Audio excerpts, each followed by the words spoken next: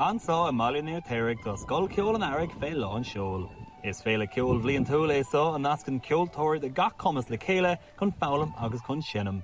Tá deisna I ceoltóirí óga freastal ar rangana le sanóla a cheoil comá chun feabhsa chuir aghuid scileanna. Bhí mar fálam páirt nó an bhreadóg stáil.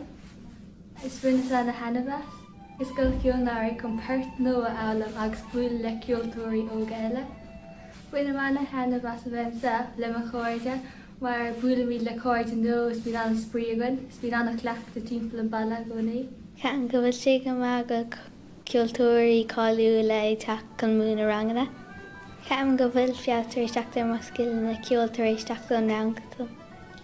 Nair Severus agus aireacht an sa timppel agus é sin nach Earraigh ní bháin dís an daoine an sa timppel ach bíon daoine áúir te bhile dís na hain chuúna don dírs don dain agus is díal é sin. Han táid Earraigh lethe agus tuicann siad haine bíon sais ardú manman a gceist nar bhíonn siad a fáil mós na réalta móra ceol tradiisiúnta an tálinn go bhfuil siad sásta an Severus san a roinnt leis an chiad glóin eile agus tachuún na hain bblion agus se go dtí le fad. Tóghaigh na daoine óga na scileanna cheoil atá fálamtha acu anseo lo agus iad ag fás mar cheoltóirí amach anseo.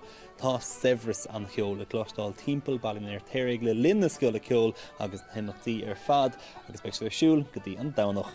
Seán Nuacht Cúla4, Bhaile Fhéirtearaigh.